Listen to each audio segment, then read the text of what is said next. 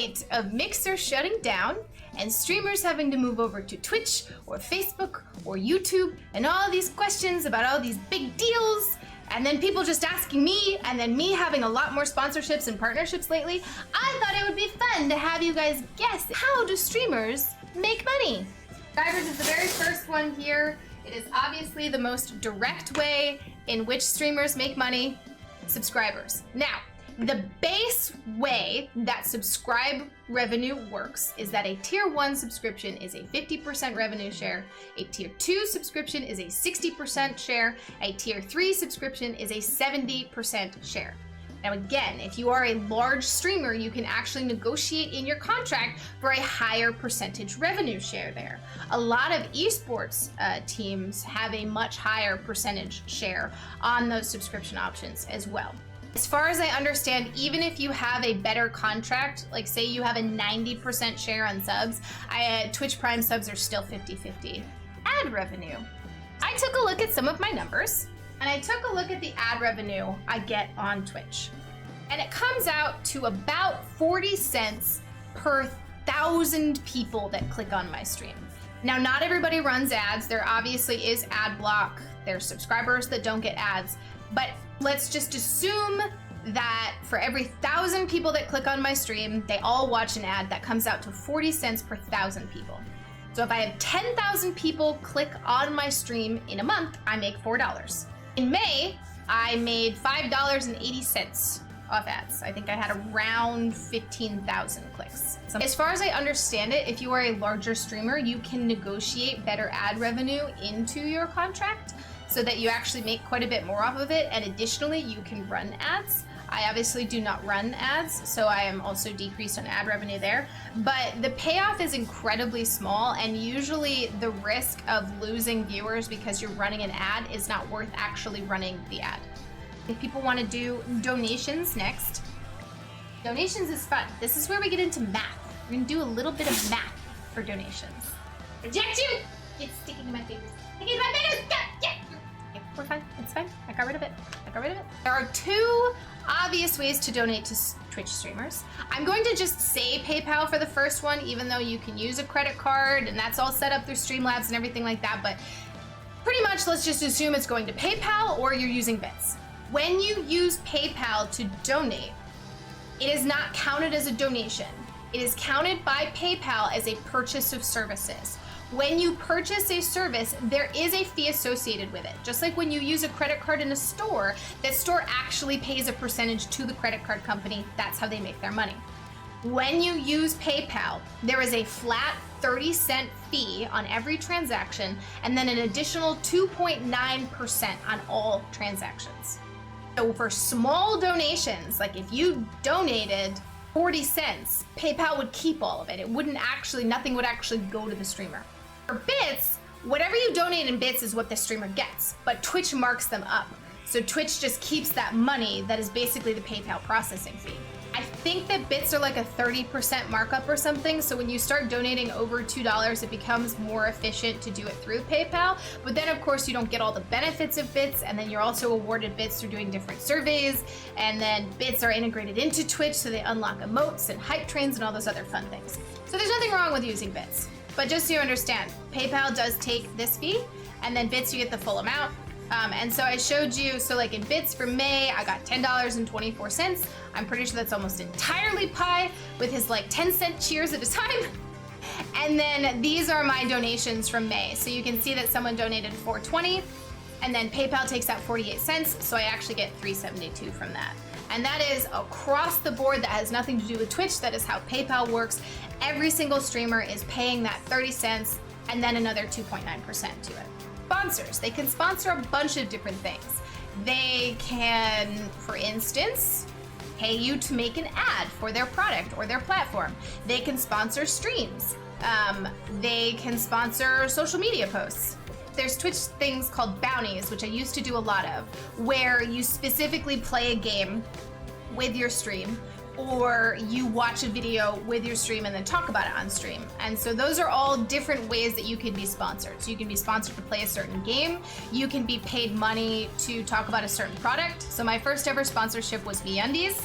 I think I got $200 for a month of talking about them a few times a week and having a chat command that rolled through. And then one of the things I did a lot of is I used to do a lot of the Twitch bounties. Twitch bounties are actually, and normal sponsorships are proportional to eyeballs. For Twitch bounties, they actually track how many viewers you have while you're doing them.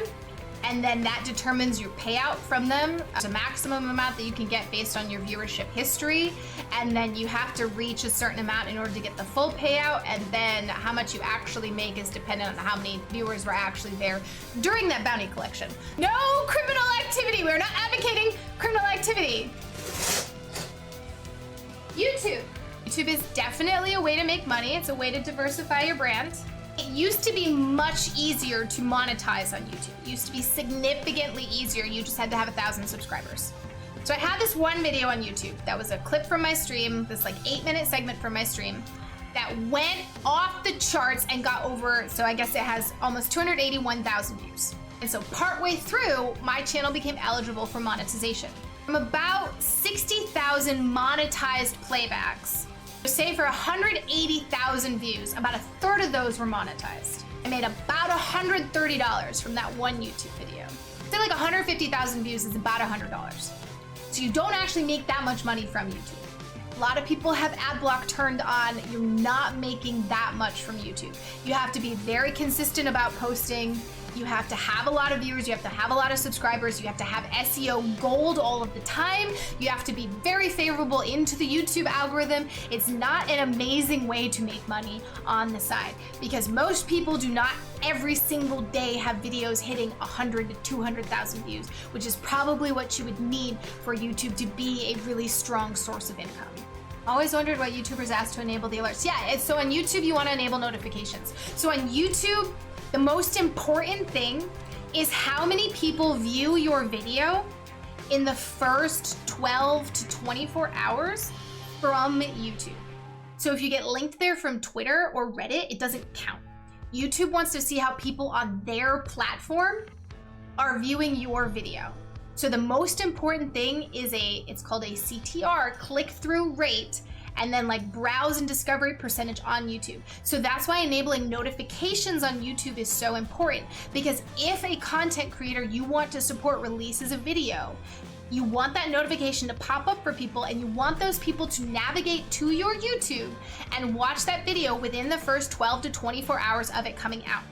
The more people that click on your video in that first couple of hours, the more likely YouTube is to continue recommending it to other people. Then if those people click on the video, it snowballs out like that and you become very favorably recommended in the YouTube algorithm.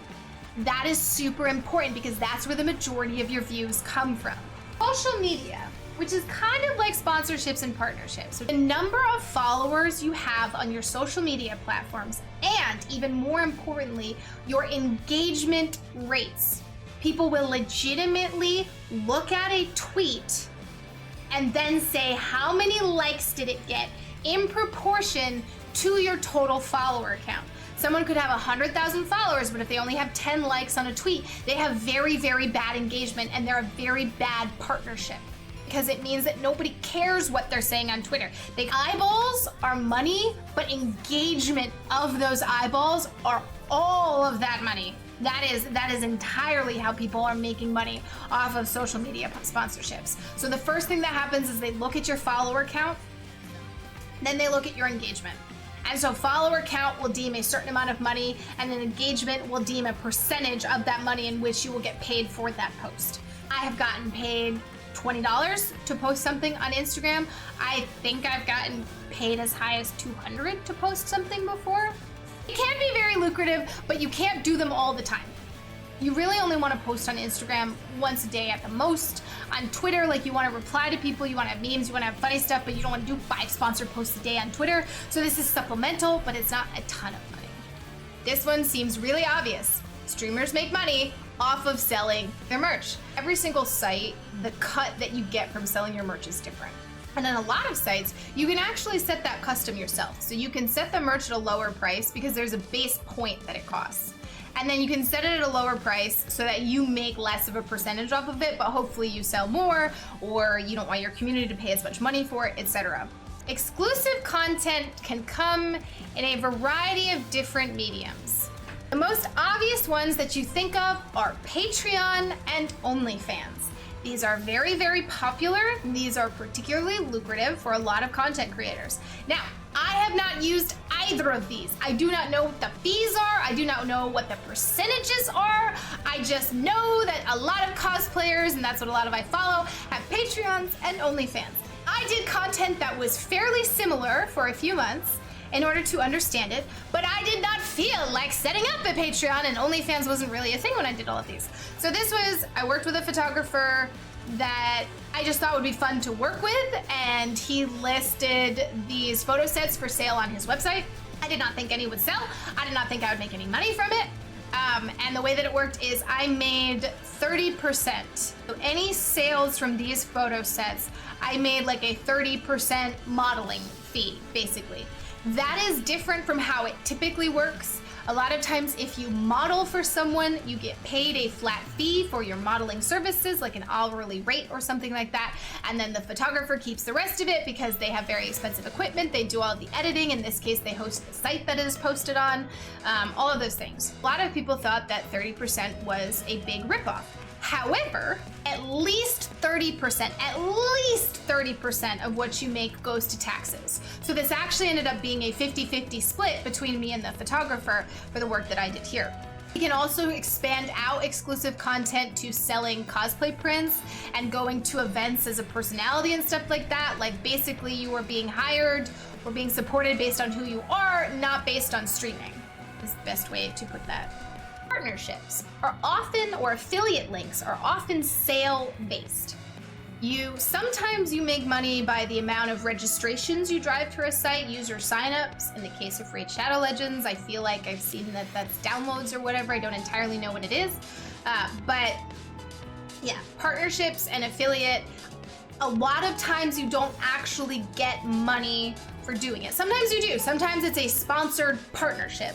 Sometimes it's a straight up partnership or affiliate program.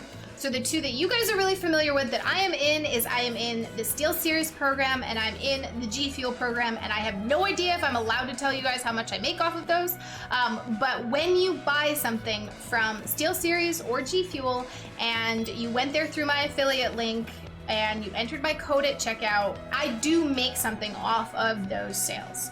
So I have certain obligations like having a chatbot command, social media posts, using the products on stream, stuff like that. And then also if someone chooses to use these, I do indeed make money. I do not do this for products I do not like. I have turned down products for this. If I have a partnership, it means I actually like them or I'm willing to give them a try, and if I don't like it, I will end it. This is a way for companies to protect themselves. They don't really lose any money other than the product that they send you to test out. They just make money and then you get a cut of it. So if there's a really small content creator who has a super loyal audience or is really relevant to an affiliate or partnership that they have, that content creator who might normally only make a couple $100s for a social media post could potentially make a lot more money because people are really, really engaged. And a really large following person might not have a very engaged following or might not have a huge crossover. So instead of paying that large content creator thousands of dollars, you protect yourself by saying, well, they only actually get paid if they sell something. So it's kind of like a sales commission. It's basically like a bunch of mini sales programs. Some of these deals that I talk about are because my agent is wonderful and she does the networking and she sets things up. And some are these because it is personal connections that I have or I have gone after, and oh my goodness, LinkedIn is actually your friend. A really, really big name, then it's obviously different. That is all of the things on the board. Taxes and fees. Here is the fun one. The United States is the dumbest fucking instance in the world, and this hits me double, and it is obnoxious. It is so obnoxious. Now, I was a grad student. I was counted as an employee, right? Didn't make very much money because I was a grad student, but I was counted as an employee, which means I did not have to pay a self-employment tax. Twitch money was pretty minimal, and I spent it on PC parts and cosplay stuff, which all count as business expenses. Those could all be deducted. When you're employed in the US, your employer actually pays your employment tax. So employers actually pay money for the sake of having employees. They have to pay that. When you are self-employed, which is what you are as a Twitch streamer because you are not employed by Twitch, you have to pay 15.3% of all of the money you get in a self-employment tax. Then on top of that, you then have to pay your own income tax on the net amount. When it comes down to it, the percentage of my income that I actually paid in taxes and healthcare, because you have to pay for your own in the US, was something around 43%. So I had to pay almost 50% of my income from 2019 in taxes. This is not unusual for streamers. Say that you have a relatively low percentage, like 15%. You get $100 payout, just to keep it easy. After you pay your fees to PayPal, $96.80. Then you have to pay this 30.3% taxes. So you have a 67% take home at the end of the day. Then you have to add in the fact that my healthcare sucked so much that when I had an ER visit, I ended up paying over $5,000 in healthcare costs, in addition to the several thousand I paid in insurance. Other countries have higher taxes, yes, but you also have way more benefits with those taxes that you don't get in the US. So any US-based streamer is dealing with all of this. They're losing a lot because of that. An estimation of what streamers are making. Say that you're working about 120 hours a month, and say you average about 50 viewers. So you're making about $400 a month because you have 50 to 100 subs, you get some donations, and maybe you have one sponsored post. Your hourly rate is a little over $3. After you pay taxes, it's about $2, and about per year, you're making a little over $3,000 a year. 500 viewers, you extrapolate that out, and I didn't do it, so it's not exactly times 10 because it does not translate like that. This is all estimated. This is purely an example to look at some of the numbers. You're looking more at like $24,000 a year. Streamers who have 500 viewers are definitely doing this full time. They're pulling in a lot more on donations. They're getting more from their affiliate and partnership stuff. I would guess that that 24,000 is low, but that is, they have to do a lot of extra work to, and then like a 5,000 viewer streamer is obviously making a ton per month because they have a lot of subs. Their hourly rate is much, much higher. Their income is way, way higher. So when you look at full-time streamers are under that few thousand mark, then they're doing a lot of things in addition to streaming in order to make up that income. That is the lowdown on how streamers make money and all the different ways streamers can make money. So seriously, like tweets when you see them if they're sponsored because it helps them out massively. Thank you for this very long 101 in our how-to series.